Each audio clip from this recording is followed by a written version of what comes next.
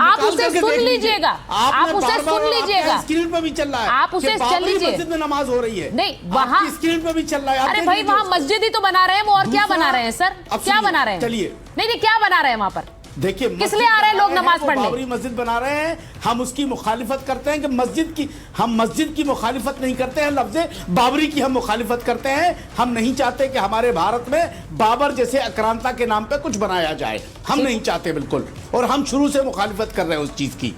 और हम आज भी मस्जिद से किसी को कोई एतराज़ नहीं, लेकिन बाबर के नाम पे अगर कोई चीज बनेगी तो हम एतराज करेंगे, और ये हमारा कानूनी अधिकार है कि हम एतराज करेंगे। सबको अपनी अपनी सोच का अधिकार है इस मुल्क में। अब आप बार बार एक बात कह रही है। हाँ। देखिए जहां दीपक जलने का सवाल है, मुझे वहां के बारे में हालात नहीं मालूम है, लेकिन हर आदमी की अपनी अपनी धार्मिक आस्थाएं हैं। उस पर मुझे लग रहा है कि किसी किस्म का किसी को कोई ऑब्जेक्शन नहीं करना चाहिए। अगर वहां प्रज्वलित दीप जल रहा था उस पर कोई एतराज नहीं होना चाहिए था। अब जज के खिलाफ किसके उसमें सर मैंने तो सवाल ये पूछा कि जज हिंदूवादी कब से हो गए? मुस्लिम वोटों की वजह कोई जज अगर सर देखिए हर किसी को अधिकार है त्रिपुंड लगाने का, हर किसी को अधिकार है टोपी पहनने का। आप टोपी पहनकर आए हैं, यहाँ महंत राजू दास जी बैठे हुए हैं भगवा पहनकर। ये देश हर किसी को आजादी देता है इसकी, इसीलिए आप दोनों मेरे स्क्रीन पर हैं, मुझे बहुत अच्छा लग रहा है। लेकिन कोई जज फैसला देगा तो उसे हिंदूवादी जज कह देंगे, ये बड़ा दुखद है। अब देखिए आपकी स्क्रीन पे बहुत बुरा लगता है, लिखा रहा बाबरी में नमाज दीप पर एतराज, बहुत देखिए लिखा आ रहा है। नहीं तो क्या है इस पर ऑब्जेक्शन है हमको।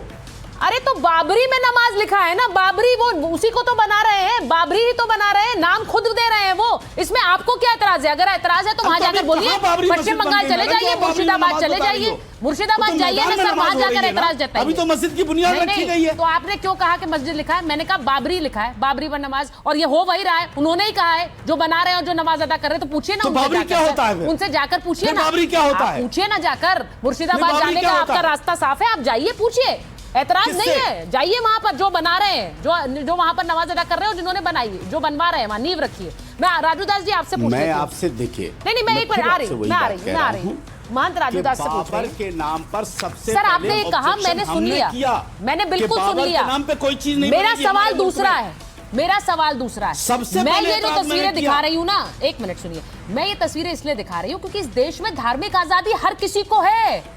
अगर वहां वो बना रहे हैं, कोई भी नींव रखी है और वहां नमाज अदा कर रही है, देश आजादी देता है इसकी, इसीलिए तो हो रहा है वहां पर। इसी तरह से एक आजादी दीप जलाने की है महंत राजू दास जी, लेकिन वहां कोर्ट ऑर्डर दे दे तो वो हिंदूवादी जज है।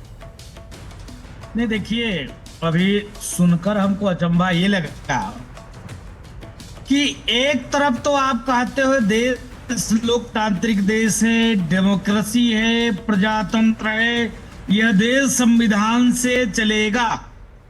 दूसरे तरफ जब हिंदू पक्ष उस पहाड़ पर दिए जलाना चाह रहा था, और आज से नहीं कर रहा है, कई सौ वर्षों, लोअर कोर्ट ने आदेश दिया, हाई कोर्ट ने कहा, आपको लगा कि ये जज हमारे पक्ष, तो फिर आप महाभियोग के पक्ष में चले गए।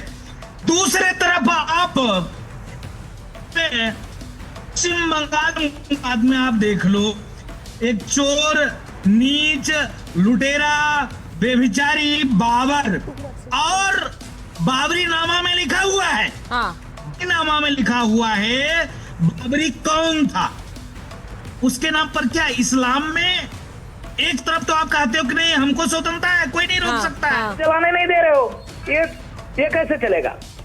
ये तो नहीं चलेगा, ये नहीं चलेगा। हिंदुस्तान की धरती पर विदेशी आक्रमणकारी खयनकारी के नाम पर कोई मस्जिद मजार नहीं चलेगा। दूसरे तरफ मैं राजू दास जी मैं आपका ऑडियो थोड़ा ठीक कराती हूँ, वीडियो भी आपका फ्रीज हो रहा है, मैं वापस आ रही हूँ। हर्षवर्धन जी को स्क्रीन पर लीजिए, तहसीन जी को लीजिए स्क्रीन पर, मैं आ रही हूँ, किशोर जी आ रही हूँ, मैं फराज जी आ रही हूँ। मेरा सवाल बड़ा सीधा है, तहसीन जी जरा बताइए कि ये बार बार ये तुष्टीकरण की बात जो करता है इंडिया अलायंस, ये तुष्टीकरण कौन कर रहा है? जब शाहबानों का मामला आता है तो पलट देते हैं संसद में कि मुसलमान नाराज हो जाएगा।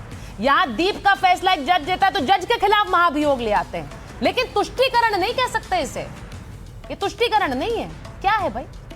थैंक यू सो मच, मुझे आपके साथ शो में शिरकत करने का मौका मिला, इसलिए आपका शुक्रगुजार हूँ। 2 या 3 चीज़ें मैं बताना चाहता हूँ। सबसे पहली जो बात हो रही है वेस्ट बंगाल और वहाँ पे तथाकथित बाबरी मस्जिद बनने की, मस्जिद बन रही है तथाकथित बाबरी मस्जिद। हुमायूं कबीर का इतिहास आपके दर्शकों को मैं संक्षेप में बता दूं। पहले कांग्रेस में थे, टीएमसी में गए, उसके बाद बीजेपी में गए, वापस टीएमसी में आए। टीएमसी ने कुछ महीने पहले उनको लात मार कर बाहर निकाला और इस वक्त ऑब्वियसली वो ध्रुवीकरण कर रहे हैं। आप बिल्कुल सही करें, मैं आपसे इत्तेफाक रखता हूँ, ध्रुवीकरण करें और इस ध्रुवीकरण का फायदा बीजेपी को होगा। जो महाभियोग ला रहे हैं वो ध्रुवीकरण नहीं कर रहे हैं। मैं उसमें आता हूँ, मुझे अगर आप 10 सेकंड मैं सारी बात बता दूंगा। इसका फायदा बीजेपी को होगा, यहाँ तक कि और हर्षवर्धन जी और यहाँ पर प्रेम जी है जो सऊदी अरेबिया से लाए गए, जिनको कि वहाँ पर जो भी सेरेमनीज करनी थी वो सारे को वीज़ा भारत सरकार ने दी। वहाँ पे सीआईएसएफ की फोर्स लगाई गई थी। हुमायूं कबीर को सेंट्रल सिक्योरिटी की प्रोटेक्शन मिली हुई है, सेंट्रल सिक्योरिटी की प्रोटेक्शन। ये क्यों उसको प्रोटेक्शन दे रहे? जैसे अभी यहाँ पर आपके शो पे मौलाना साहब है, अंसारी साहब, उन्होंने कहा कि हम बाबरी के नाम पे कोई मस्जिद नहीं चाहते। हाँ। आप लात मारते उसको बाहर निकाले, उसको तो वेस्ट बंगाल की सरकार कोई सिक्योरिटी नहीं दे रही, सेंट्रल सिक्योरिटी क्यों दे रहे उसको? क्यों दे रहे हैं उसको सेंट्रल सिक्योरिटी? इसलिए कि ध्रुवीकरण में किसका फायदा होगा। अब आते हैं हम तमिलनाडु के ऊपर, लेकिन एक चीज से अच्छा, तो यहाँ पर ये जो हुमायूं कबीर की तस्वीरें आ रही है, आप इसका सीधा ठीकरा बीजेपी पर फोड़ रहे हैं कि ये करा रहे हैं, इनको फायदा होगा। ठीक है, ये बीजेपी को कोशिश कराने के लिए फायदा उसका जवाब मैं प्रेम जी से ले लूंगी। आप मुझे बताइए, महाभियोग में कोई तुष्टिकरण नहीं? महाअभियोग में जो पहली बात तो तमिलनाडु में दीपम जलाया गया था। हाँ। मैं एक चीज आपके दर्शकों को बता दूं, जब इतने वर्षों से जलाया गया, अब पेटिशनर्स गए दूसरी जगह पे जलाने को। मुझे लगता है जैसे कहा गया कि उनका अधिकार उनको जलाने देना चाहिए। ठीक है। अब इस जज के लिए इस मामले के लिए नहीं लाया गया है उनके खिलाफ 6 और मामले। अगर मैं आपसे एक चीज हो, एक मौलाना स्कॉलर है, उन्होंने एक बात कही थी, एक मुस्लिम स्कॉलर है, कि हमारा जो संविधान है वो कॉपी किया हुआ है। नहीं, तहसीन आप ये कह रहे हैं कि इस मामले में नहीं लाया गया है और मामलों में लाया गया है। बिल्कुल लाया गया है, 6 मामले में। नहीं, तो मुझे ये बताइए कि 25% जजेस कॉम्प्रोमाइज हैं, वो आरएसएस और बीजेपी के इशारे पर काम करते हैं, इन सब के खिलाफ महाभियोग लाना चाहिए, ये कौन कह रहा है? कहने से क्या होता है? नहीं, कह तो रहे हैं ना। इसका मतलब सीधा क्या है? इसका सीधा मतलब ये है कि आप देश की अदालतों पर भरोसा नहीं करते। आप ये कहना चाहते हैं कि ये तो सारे कॉम्प्रोमाइज जजेस हैं, यानी किसी फैसले पर भरोसा नहीं करेंगे। हर्षवर्धन जी को एक लाइन दे दूं। जब एक सिटिंग जज जैसे ही छोड़ते इमीडिएटली भाजपा के मेंबर, जब एक सिटिंग जज वेस्ट बंगाल के जैसे ही छोड़ते, जिन्होंने सारे फैसले टीएमसी के खिलाफ किए, मैं टीएमसी का समर्थक नहीं हूं, मैं मानता हूं टीएमसी कम्युनल है, और उनके बाद वो बीजेपी ज्वाइन करते, आज एमपी बनते। जब एक sitting chief justice Amit Shah ji को क्लीन चिट देती, सीबीआई की आर्ग्यूमेंट्स भी नहीं होती, उसके बाद वो गवर्नर बनते। जब एक सिटिंग चीफ जस्टिस जैसे रिटायर होते मेंबर ऑफ पार्लियामेंट बनते, और मैं मानता हूं ये गलती मैंने भी की है पास्ट में, लेकिन आप तो पार्टी के डिफरेंस थे। तो क्या अगर मैं सवाल पूछूं कि क्या ये होना चाहिए क्या नहीं, तो क्या मैं गलत पूछ रहा हूं सवाल? हर्षवर्धन जी जानते हैं जो गलती मैंने की वही बीजेपी कर रही है। उस वक्त बीजेपी ने मुझे क्रिटिसाइज किया, अरुण जेटली जी मानते हैं कि देश के 25% न्यायाधीश कॉम्प्रोमाइज हैं, आरएसएस के इशारे पर काम कर रहे हैं? मैं ये मानता हूं कि अगर किसी को एमपी बनाया जाए, जैसे वो सारे जजमेंट वर्तमान सरकार के खिलाफ दे, तो उसका सवाल पूछना चाहिए कि वो जज क्या था। मैं मानता हूं की बात नहीं हो रही है ना तहसीन, यहाँ पर 25% यानी कि एक चौथाई। मैं तो स्पेसिफिक एग्जांपल दे रहा हूं हर्षवर्धन जी, यहाँ स्पेसिफिक स्पेसिफिक एग्जांपल। हर्षवर्धन जी, मेरा सवाल यह है कि आप देश में एक डर फैला दें ये कहकर कि सारे के सारे जज सिर्फ आरएसएस और बीजेपी के कहने पर काम करते हैं, क्योंकि एक जज, अगर वो जज, मुझे नहीं पता इस वजह से, लेकिन वो त्रिपुंड लगा रहा है, वो तिलक लगा रहा है, उसने एक फैसला दिया है, उसका उससे कोई लेना देना नहीं है कि वो एक तिलकधारी है। मैं फिर कह दूं तो उसे हिंदूवादी जज कह दो कि उसने दीप जलाने की इजाजत दे कैसे दी। देखिए सुचेता जी, सबसे पहले तो ये कि इसमें दाएं बाएं की चर्चा भी नहीं जाना है। जो मूल विषय है आपने जो कहा है उसी पर बात करेंगे, और थोड़ा इसके संदर्भ समझना है। ये जो कार्तिकेय दीपम, ये जो त्योहार होता है, ये तमिल हिंदू, और इसको मैं इसलिए बता रहा हूँ, बहुत से लोगों को समझ में नहीं आता। डीएमके सत्ता में है तो उनको लगता है कि वहाँ हिंदू उस तरह से व्यवहार नहीं करता है।